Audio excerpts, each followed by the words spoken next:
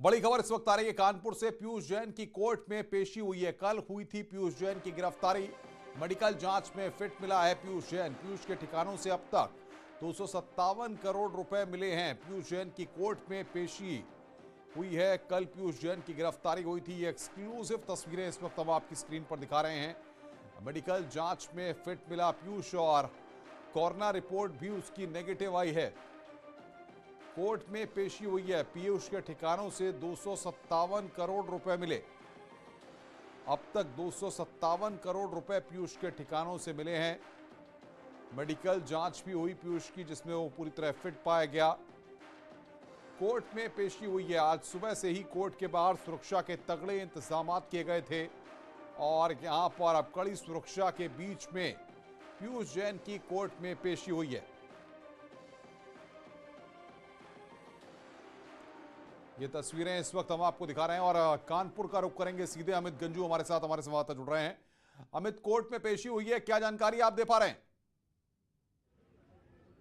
देखिए, मैं आपको बताना चाहूंगा, धन कुबेर के जो लास्ट इसका स्टेप था जिसमें प्रोसीडिंग स्टार्ट हुई, जहां एक और छापेमारी चली कानपुर से लेकर कन्नौज तक, और उसके बाद कल शाम के आसपास लगभग 8 बजे के आसपास इंटेलिजेंस के ऑफिसर्स ने इस चीज़ को बताया कि उसे गिरफ्तार कर लिया गया। हालांकि उसे ऑफिस में देर तक रखा गया और लगभग 1:45 बजे रात के उसका एक मेडिकल कराया गया, जिसमें उसमें पल्मोनोलॉजी का टेस्ट कराया गया, उसका चेस्ट, उसके लंग्स अफेक्टेड तो नहीं, उसको शुगर की प्रॉब्लम तो नहीं है, कहीं हाइपरटेंशन तो नहीं है, ऐसे तमाम टेस्ट रिपोर्ट तैयार की गई। 5 पेज की एक रिपोर्ट तैयार की गई। उसके बाद काकादेव थाने में लाया गया, जिसके बाद आज 12 साढ़े 12 बजे टीम फिर से एक बार डीजीआई की आई और उसे यहाँ से हेरिटेज अस्पताल ले गई, क्योंकि टेकिंग और हैंड ओवर और चेंज ओवर में पूरा एक प्रोसीजर होता है पेपर वर्क का, पूरा पेपर वर्क किया गया। उसके बाद उर्सला गए, जहां उसका टेस्ट कराया गया और उसके बाद एक बार फिर से डिप्टी डायरेक्टर इंटेलिजेंस के ऑफिस गए।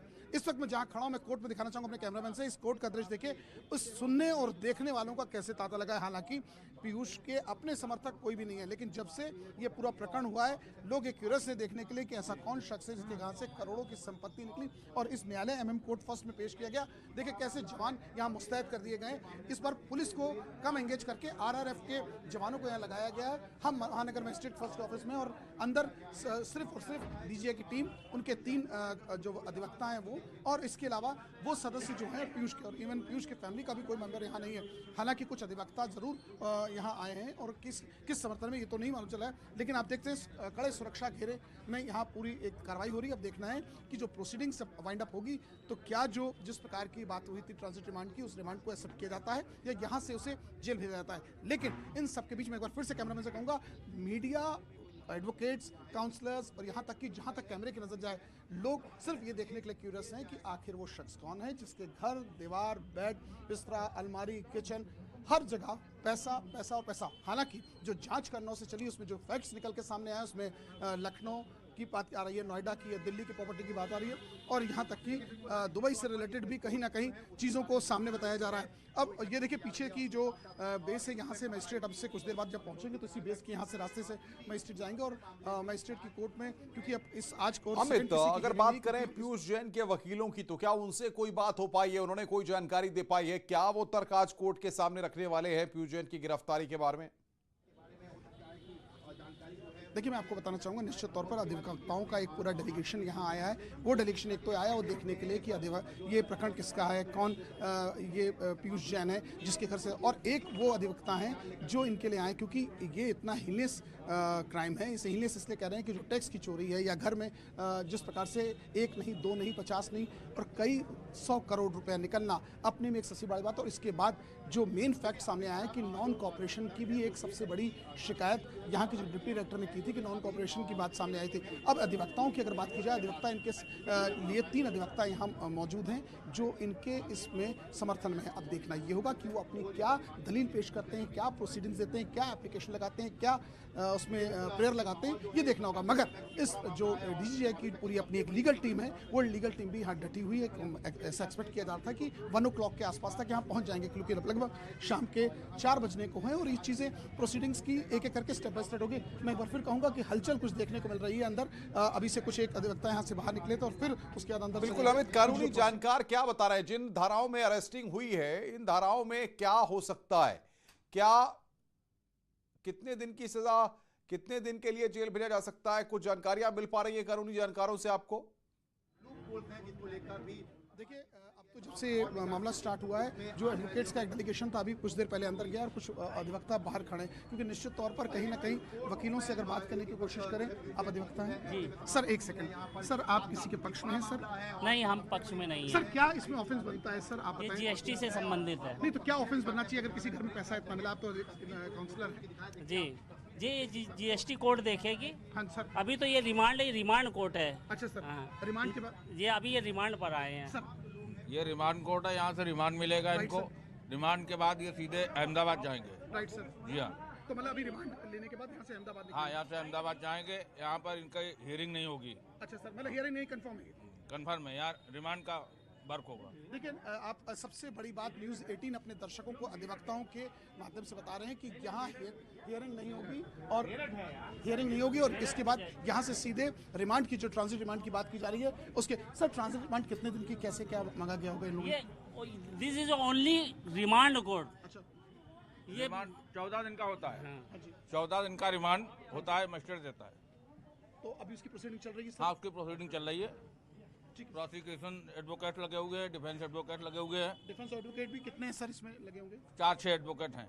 4 से 6। देखिए अनुपम जी, एक सबसे बड़ी जो इन यहाँ के काउंसलर जो यहाँ से अभी अंदर से होकर, उनका कहना है कि 4 से 6 डिफेंस के भी हैं, यानी कहीं ना कहीं बचाव पक्ष के लोग भी कहीं से कम नहीं, कहीं से कमजोर नहीं। जहाँ एक तरफ 5 से 6 लोग उनके, तो 4 से 6 लोग इनके भी हैं। क्या ऑफेंस बनता है वो? अच्छा ठीक है। तो यहाँ देखिए कुछ कन्फ्यूजन है, क्योंकि डीजीजीआई के जो है इनका कहना है कि रिमांड के बाद यहाँ से इसको कहाँ ले जाएंगे वो अभी तय नहीं है, लेकिन रिमांड के लिए उन्होंने एप्लीकेशन ऑलरेडी पहले लगा चुकी है, क्योंकि आने से पूर्व इनके जो अधिवक्ताओं ने एप्लीकेशन लगाई है, क्योंकि मजिस्ट्रेट आने के बाद कितने दिन की इनको ट्रांजिट रिमांड देना है वो देखने वाली बात होगी। जी बिल्कुल अमित, जिस तरीके से बात के निकल करके आ रही है कि 257 करोड़ रुपए, अब सवाल यहां पर यह है कि क्या अभी तक पीयूष जैन ने किसी भी तरह का कोई स्टेटमेंट दिया है, कुछ बताया है क्या, मीडिया से कोई बात की है अब तक? देखिए मैं आपको बताना चाहूँगा अनुपम जी, जिस प्रकार से जो आदमी ठाठ में रहने वाला था, वो काकादेव थाने के टाट पर, सरकारी टाट पर अपनी घर की ब्लैंकेट लाके लेटा, तो कहीं ना कहीं उसने सपने में भी बात नहीं सोची होगी कि सरकार को चूना लगाने वाले या टैक्स की चोरी करने का जो उन पे आरोप है, क्योंकि ये आरोप नहीं इतना है क्योंकि किसी के घर में इतना पैसा मिलना, वहाँ उसने नॉन कॉपरेशन का, जहाँ की हमने आपको पहले बताया डिप्टी डायरेक्टर से हमारी अनऑफिशियली बात हुई, लगभग 18 घंटे तक उस बात पे चुप रहे कि आखिर पैसा है किसका, ना तो उस पर उसको जवाब दिया। जो 3rd नंबर पेज है जिस पे उन्होंने 17A का, जो हमारे सोर्सेज 17A का जो उसमें कॉलम में उन्होंने अपने बयान मेंशन किए, उस पे उन्होंने ये कहा था कि हमने कोई गोल्ड को सेल आउट किया, उसके ब्याह पर इतना पैसा आया, मगर वो गोल्ड किसको दिया, किस शॉपकीपर को दिया, क्या एक कंटेंट किसी को दिया, ना तो शॉपकीपर्स का नाम बता पा रहे, ना किसको गोल्ड हैंडओवर किया उसका नाम बता पा रहे। ये अमाउंट किस फॉर्मेशन में आया, चेक के थ्रू आया, कैश आया, यदि चेक आया तो उसका डिस्क्रिप्शन नहीं है, कैश आया तो किन किन लोगों के थ्रू आया, ऐसे लंबे सवाल है जो 17 के कॉलम में थे। 18 के कॉलम जो हमारे सोर्स बताया, 18 के कॉलम में उन्होंने ना पहले तो बताया कि ये गोल्ड 3 फेजेस में उनके पास आया, उसके बाद भी उसका डिस्क्रिप्शन नहीं दे पाए, यानी नॉन कॉपरेशन लगातार बना जो हुआ। वकील इस पूरे वहां पर है मामले पे उनसे मीडिया पूछिए, लगा। जिन धाराओं में अरेस्टिंग हुई है, ऐसे में इन धाराओं में अगर आगे कानूनी कार्रवाई अब की जाएगी तो उसमें कितनी मुश्किलें पीयूष जैन की बढ़ने वाली हैं? देखिए सर, एक तो ये डीजीजीआई का अनुपम है मामला है, लेकिन फिर भी एक सीनियर अधिवक्ता है सर, ये किस मामले में इनको क्या सजा होगी, क्या लगता है क्या बनती सजा इसमें, ऐसे में जैसे धन मिले? जहाँ तक इसके ख्याल में है कि ये स्टाम्प जीएसटी स्टाम्प चोरी में जो आपको इतना बड़ा गबन दिखाया है, तो इन पर तो एक्ट तो बनती है, एक गंभीर धाराओं बनती है, तो इससे हो सकता है कि इसमें गवर्नमेंट के इसमें क्या पनिशमेंट कर सकती है। तो जो अपराध है, अपराध का संज्ञान तो गंभीर है ही, क्योंकि जीएसटी का इतना गवर्नमेंट का गबन करना एक साधारण काम नहीं है, और फिर इतनी बड़ी रकम को गबन करना, और फिर कहाँ से लाए, कैसे लाए, तो इसका अपराध तो बहुत गंभीर है। आगे भी हम आपसे अपडेट लेंगे और तमाम अधिवक्ता क्या कह रहे हैं वो भी सुनवाएंगे। बहुत बहुत शुक्रिया आपका, आप नजर बना के रखिए, आगे भी हम आपके पास आएंगे।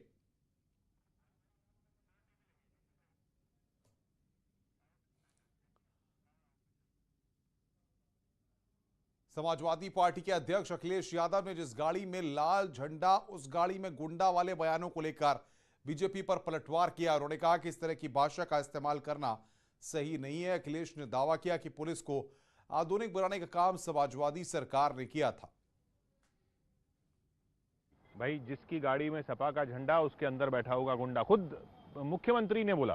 और आप फिर देखिए, आप किससे पूछ रहे हैं? मुख्यमंत्री जी ने क्या आपने मुकदमे वापस नहीं लिए? मुख्यमंत्री जी ये बताएं उन पर क्या क्या मुकदमे थे। कोई देश में ऐसा मुख्यमंत्री होगा जिस पर इस तरह के मुकदमे रहे हों? पर सपा का झंडा लगा के गुंडागर्दी नहीं होती थी? मैं जब आपको आपकी कह रहा हूं, सत्ता थी? मैं आपसे कह रहा हूं, आप किसी से पूछिए जाकर के, क्या उत्तर प्रदेश में सबसे बेहतर पुलिस को रिस्पांस सिस्टम दिया कि नहीं दिया हमारी सरकार ने? आपका डायल 100 जो डायल 112 हो गया, सबसे बेस्ट रिस्पांस सिस्टम दिया। और मुझे याद है उस समय उत्तर प्रदेश के वरिष्ठ आईपीएस जो जानकार थे, टेक्नोलॉजी को समझते थे, उन्हें मैंने न्यूयॉर्क भेजा, वो ह्यूस्टन गए, वो सिंगापुर गए और वहां पर देख करके आए कि क्या यहाँ पर रिस्पांस सिस्टम है पुलिस के लिए, और उसके रिस्पांस सिस्टम को समझ करके और हमारी परिस्थितियों में कैसा होना चाहिए वो एक रिस्पांस सिस्टम दिया। अखिलेश यादव ने सीएम योगी के रोजगार देने के आंकड़ों को भ्रामक बताया। उन्होंने कहा कि कोविड काल में भी बीजेपी सरकार जनता के लिए काम नहीं कर पाई और सवाल विपक्ष से पूछ रहे हैं कि उन्होंने क्या किया। मुख्यमंत्री जी कह रहे हैं कि हमने इतने लाख नौकरी दी, 1 करोड़ को नौकरी रोजगार दे दिया। वो सूची कहाँ है? कल ही का भाषण मैंने सुना उनका, उन्होंने कहा 4.5 लाख ये नौकरी दे दी, 1 करोड़ ये रोजगार नौकरी दे दी। तो इसका मतलब ये है 1.5 करोड़ अगर नौकरी दे चुके हैं तो यूपी में तो बेरोजगारी खत्म हो गई। अगर कोई सरकार, आप कह रहे हैं कि ये सब आंकड़े मानने लायक नहीं है? अरे कैसे मान लेगा कोई? आप मानोगे इन आंकड़ों को? इन आपके कोविड के समय पर सबका वेतन मारा गया, मुनाफा नहीं हुआ लोगों का। वो कह रहे हैं कोविड के समय में आप तो ऑस्ट्रेलिया में थे। नहीं, वो देखिए, उनसे अच्छा कोई झूठ नहीं बोल सकता। आप ऑस्ट्रेलिया में नहीं थे? कैसे ऑस्ट्रेलिया जा सकते हैं आप डेल्टा के समय देश में ही थे? मैं यहीं था और यहीं लोगों की मदद कर। ये देखिए कितना अच्छा प्रचार करते हैं। जिस समय सरकार की जिम्मेदारी थी दवाई देने की, जिस समय सरकार की जिम्मेदारी थी बिस्तर देने की, हॉस्पिटल में बेड मिल जाए, सरकार की जिम्मेदारी थी रेमडेसिविर इंजेक्शन मिल जाए, सरकार की जिम्मेदारी थी ऑक्सीजन मिल जाए, सरकार कह रही विपक्ष सो रहा था। अरे भाई, जिम्मेदारी तुम्हारी थी। तुम रेमडेसिविर के इंजेक्शन अधिकारियों से बंटवा रहे थे, तुम ऑक्सीजन के सिलेंडर अधिकारियों से बंटवा रहे थे। आजमगढ़ में इतना सब कुछ हो रहा था, अखिलेश तो पहुंचे नहीं, वहां से एमपी हैं, योगी जी गए, देखो वो तो आया नहीं, मैं आया हूं। फिर झूठ बोल दिया उन्होंने। झूठ ये बोल दिया मेडिकल कॉलेज नेताजी ने दिया, वहां का एक्सपेंशन समाजवादी सरकार में हुआ, मैंने उसको और आगे बढ़ाया। जब ऑक्सीजन प्लांट की जरूरत पड़ी तो मैंने अपने सांसद निधि से ऑक्सीजन प्लांट दिया। रुक रहे हैं यहां पर एक ब्रेक के लिए, ब्रेक के बाद जल्द हाजिर होंगे।